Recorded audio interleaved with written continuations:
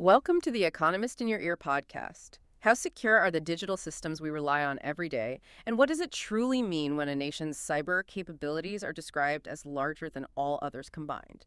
That's precisely the warning from former FBI Director Christopher Wray, who stated that China's hacking program isn't just big, it's larger than every other major nation's combined. And this isn't just about stealing secrets anymore, it's about targeting critical infrastructure, posing what he calls the defining threat to America's security.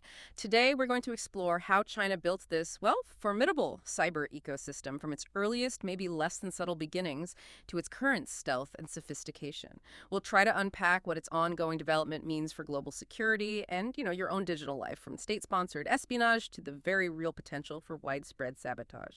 It really is an incredibly significant shift. I mean, an evolution that far exceeds what we've seen from other major cyber powers, like, say, Russia or North Korea.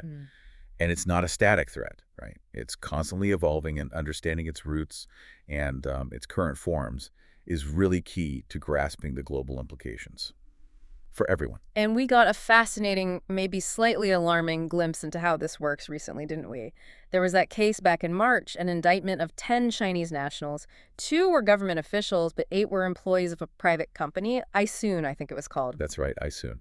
And what's really fascinating, or maybe telling, about this case is that Typhoon isn't, a direct military unit or part of the state security apparatus itself. It's a private company. But the indictment alleged it worked pretty extensively with Chinese government agencies, something like 43 different bureaus of the Ministry of State Security and Public Security. 43 bureaus, wow. Yeah. It reveals a very distinct model compared to what we might traditionally think of as state-sponsored cyber activity. It's more diffuse, maybe more profit-driven in some ways, not just a top-down government thing. So less like a government department, more like a contractor network almost, and the scope they mention. 70 countries. Targets ranging from Chinese dissidents, U.S. state legislatures, government agencies, foreign ministries in Asia, even news outlets. That's global. It is a truly global reach. And it wasn't just about taking orders, apparently. The leaked documents, they suggested an almost entrepreneurial spirit in companies like Typhoon. They might hack something first, then look around for a customer for the data they got. They were even teaching hacking methods, selling software. Like a marketplace for hacking services? Kind of, yeah. There were examples like billing a Chinese agency $15,000 for access to a Vietnamese traffic police website. It shows the sheer scale, right, from big political intelligence down to what you might call small fry targets. It paints a picture of this pervasive, maybe opportunistic data collection machine that's just incredibly hard to track. And we hear Chengdu is a major hub for these kinds of hacking-for-hire companies. Typhoon is just one piece of a much bigger puzzle then. Seems that way. It points to this distinct model of state-backed cyber activity. Yeah. And it makes it much harder to track and counter, absolutely. It's quite unsettling. You're not just dealing with, identifiable state agencies. It's more distributed. Exactly. Almost market-driven in some aspects. It makes attribution, defense, all of it incredibly complex. Okay, so that's the picture now, but let's rewind, maybe about a decade. The view of Chinese cyber capabilities was pretty different then, wasn't it? Around 2013 or so. Oh, completely different. You had that seminal report from Mandiant, the cybersecurity firm, on APT-1 Advanced Persistent Threat 1 back in February 2013. The core insight then was alarming, but in a different way. China wasn't just hacking. They were doing it at an industrial scale, mainly the PLA, the People's Liberation Army. And the focus was heavily on intellectual property theft.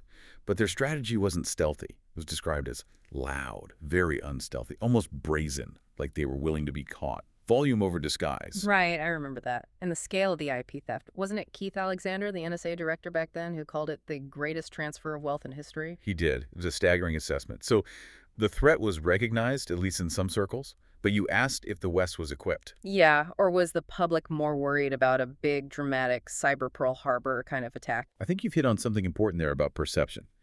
That catastrophic scenario, shutting down the power grid, got a lot of attention.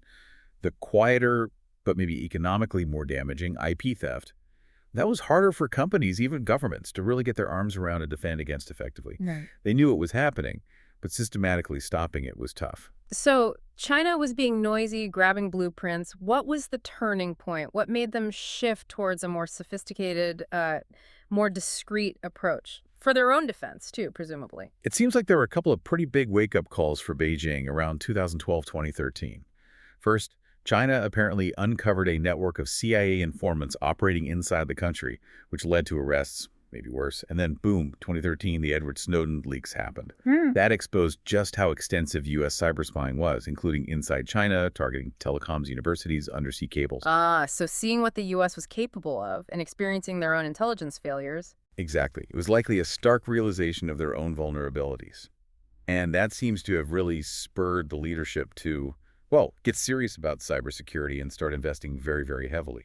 Which led eventually to that moment in 2015, the Obama-Xi joint press conference, where they announced a kind of truce on commercial cyber theft. That's right. Obama announced the agreement. Overlapping, not to conduct or support cyber-enabled IP theft for commercial gain. Precisely. And interestingly, commercial espionage did seem to fall quite dramatically for a period after that agreement. Has it worked? Well, yes and no. Yeah. It was perhaps more of a tactical shift than a genuine end to operations. Because while the commercial hacking slowed down, other forms of hacking seemed to intensify, especially gathering political intelligence and maybe more worryingly, preparing the ground for potential future sabotage. It signaled a pivot to a new, maybe more aggressive phase. Okay, so behind the diplomacy, a major restructuring was happening internally in China. It started right at the top, didn't it? Xi Jinping taking personal charge. Yeah, Xi took leadership of a new, leading small group on cybersecurity very early in his tenure. That really centralized control and signaled that cyber was a top national priority. Powerful party-state agencies were established or strengthened. And they divided up the responsibilities. Seems so. There was a clearer division of labor. The PLA, the military, consolidated its cyber, space, and electronic warfare capabilities into the new Strategic Support Force, the SSF. Their focus became more aligned with military intelligence and operations. So who took on the political spying? The stuff that wasn't purely military. That seems to be where the Ministry of State Security, the MSS, really stepped up and became much more prominent. They took the lead on political espionage, trying to get insights into foreign government thinking, policy debates, that sort of thing. Stuff every major intelligence agency does. But the MSS really ramped up its cyber capabilities to do it. So centralization, division of labor. But it wasn't just the official state bodies, was it? You mentioned this whole of society approach. Right. They extended their reach beyond the military and intelligence services. Yeah. They started tapping into civilian hackers, the private sector. We'd seen hints of this before, like the patriotic hacktivism, the red hackers after the Belgrade embassy bombing in '99. But this became much more formalized, organized, even incentivized. How did they organize it? Building a talent pipeline. Exactly. It became systematic. They looked at initiatives elsewhere, maybe even like the U.S. National Initiative for Cybersecurity Education, and adapted them. They revamped university curricula, designated specific schools as world-class cyber institutions. The aim was reportedly to produce something like 30,000 new cybersecurity experts every year. 30,000 a year. That's a huge number. And weren't hacking competitions a big part of this? These capture the flag events. A very big part. After about 2014, you saw a huge increase in these competitions.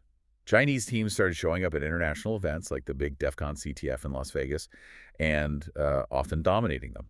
But then China took that model and scaled it up massively internally. Scaled it up is right. You hear about things like the Huawei Cup with maybe 5,000 people, and then the Wangding Cup claiming 60,000 participants? That's enormous. It really is. The Wangding Cup, for instance, started around 2018, run by the Ministry of Public Security. They even call it the Cybersecurity Olympics. You hear these promotional clips. Chuckle slightly. The Cybersecurity Olympics. Okay. And they have these teams with, like, mythical creature names. Azure Dragon, White Tiger. Yeah, those names actually represent different sectors. Azure Dragon is universities. White Tiger is telecoms, finance, government departments. Vermilion Bird is energy and defense industries. Black Tortoise is science institutes, tech companies. Shows the breadth of who's involved. So it's drawing talent from all across society. Is it all public? Who wins? What they do? They announce winners, but it's apparently quite secretive otherwise. Not much public footage. Teams often use pseudonyms, which makes sense, right? Especially if intelligence agencies are there scouting talent. There are even reports that attendance is mandatory for some government agency teams. In strict vetting rules, it's clearly meant as a serious pipeline for state recruitment, not just, fun and games. And you hear stories about foreign participants being approached directly by the MSS at some events. Exactly. It's a very clear talent spotting exercise. So This whole model, the state agencies, the private companies like iSoon acting almost entrepreneurially, the talent pipeline through competitions, how does that compare to how things work in the West? It sounds fundamentally different. It is a really crucial distinction. The West obviously has a big private cybersecurity sector too, but the relationship seems different. You have contractors, yes, and people move between government and private jobs. But the core operational cyber stuff, the hacking capabilities themselves, largely remain in-house within government agencies like the NSA or GCHQ. So in the West, it's more like the government tasks a specific mission, maybe get some support. But in China, it sounds more like these private firms might hack something and then try to sell the access or data to the state. Yeah. Or they anticipate what the state might want. That seems to be a key part of the dynamic, yes. This marketplace idea. Yeah. Companies like iSoon aren't just waiting for orders. They seem to be proactively hacking, maybe anticipating state needs, offering a whole suite of services, finding targets, building tools, running infrastructure. iSoon was described almost like a private signals intelligence agency, doing all the background work. It's this entrepreneurial, incredibly active ecosystem that seems to have fueled this massive global machine for espionage and potential sabotage. Which brings us back to that phrase from Brandon Wales, former CISA director, everything, everywhere, all at once. It does seem to fit, doesn't it? Given the resources they've poured into offensive hacking capabilities. So boiling it down, what are the two main strategic goals behind these sophisticated Chinese hacking campaigns today? Fundamentally, you can usually categorize the purpose into one of two buckets. First, there's espionage, stealing secrets. That could be intellectual property, political intelligence, military plans, you name it. The second purpose is disruption or sabotage, actually aiming to damage networks, delete data, or, crucially, take down critical infrastructure. Yeah. The methods might look similar sometimes, but the ultimate goal is quite different. And we've seen major examples of both recently, often given these Typhoon code names by researchers. Let's start with Salt Typhoon. What was that about? Right. Salt Typhoon, attributed to the MSS, China's civilian intelligence agency. It came to light late last year. Senator Mark Warner didn't mince words, calling it potentially the worst telecom hack in America's history. It reportedly compromised at least 8 U.S. phone networks. Now, they seem to hoover up huge amounts of data, but the real focus appeared to be on a relatively small number of key political figures. Reports suggested they were targeting phone data linked to people like then-candidate Donald Trump and then Senator J.D. Vance, among others. That's classic political espionage, trying to get insight into key players. But the scary part was that U.S. officials seemed unsure how deep it went, or how to get them out entirely. That was the chilling aspect, yes. Yeah. The idea that they might still be lurking in those networks, maybe having compromised devices further. It creates this lingering uncertainty and threat. American cyber teams are likely still dealing with the fallout, trying to figure out the full extent. Okay, so that's espionage. Then there's Volt Typhoon, attributed to the PLA, the military. This one falls squarely into the sabotage category, doesn't it? Lurking inside critical infrastructure networks for years. Exactly. Volt Typhoon is about pre-positioning for potential disruption. Brandon Wales mentioned finding them in 2023 in networks they'd apparently been inside for at least 5 years. 5 years. Just sitting there. Pretty much. As he described it, not really doing anything destructive, just sort of checking in every 6 months or so, making sure their access still worked, grabbing the latest credentials, and then leaving quietly. Just making sure the keys still fit the lock. That level of stealth is, well, it's a world away from the loud and unstealthy APT-1 we talked about earlier. How do they manage to stay hidden for so long? It shows a massive leap in sophistication. They use techniques designed specifically for stealth. One key method is called living off the land. Instead of using custom malware that might trigger antivirus alarms, they use the legitimate tools and credentials already present on the network. They try to blend in, look like a normal user or administrator. It's like sneaking into a building by just walking in with a morning commuter. It's very hard to spot. Blending into the background noise. Precisely.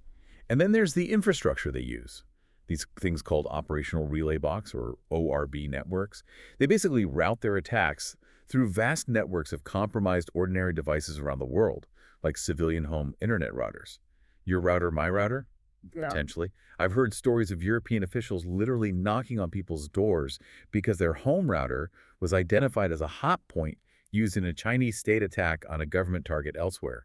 It makes tracing the attack back to its origin incredibly difficult. Wow. So this long-term lurking, this living off the land, routing through home routers, What's the ultimate strategic goal of just sitting there, potentially for years? There seem to be two main strategic aims behind Volt Typhoon's approach. First, it's about building a capability for wartime disruption. Think about a potential conflict, say over Taiwan. The U.S. military relies heavily on civilian infrastructure, ports, airports, power grids, communication networks to project power and deploy forces. If China can disrupt that civilian infrastructure in the U.S. homeland, it could seriously hinder the American military response in Asia. So, slowing down the U.S. military machine by hitting civilian targets back home. What's the second aim? The second aim is potentially about deterrence through panic. By showing they have this access to critical infrastructure, they can send a message. The implicit threat is, if you intervene in a conflict we care about, like Taiwan, we can cause chaos and panic in your society. We can shut down water supplies, power grids, transportation hubs. The goal would be to shock the American public and political leadership into staying out of the conflict. It's a deeply unsettling strategy, pre-positioning for chaos as a deterrent. And of course, Taiwan itself is living with this constantly, right? Facing millions of attacks daily. Absolutely. Taiwan is on the front line. They face relentless campaigns targeting everything: government, telecoms, transport, defense, ports. Often these attacks spike during Chinese military drills.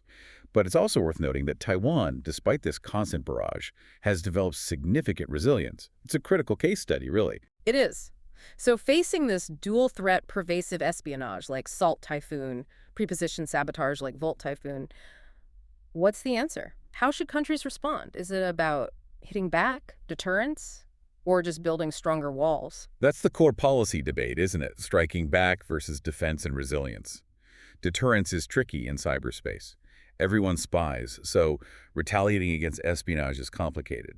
And launching preemptive or retaliatory sabotage attacks in peacetime carries huge risks of escalation. So there's a lot of skepticism about whether pure deterrence really works against this kind of activity. So if deterrence is hard, the focus shifts heavily to defense and resilience. It has to, yes. Resilience is key, meaning if one system gets hit, one airport, one section of the grid, doesn't cause a catastrophic cascade failure across the whole country. You need backups, redundancies, the ability to isolate problems and recover quickly. We've seen examples even in the West where single points of failure have caused major disruptions. Robust resilience aims to prevent that systemic collapse. But here's a major challenge, especially in places like the U.S. So much of that critical infrastructure isn't owned by the government. It's private companies running power plants, water systems, ports. How do you ensure they invest enough in cybersecurity when it's really a national security issue? That's the crux of the problem. It's a potential market failure, right? The cost of a successful attack on critical infrastructure is borne by the whole country, especially in a crisis.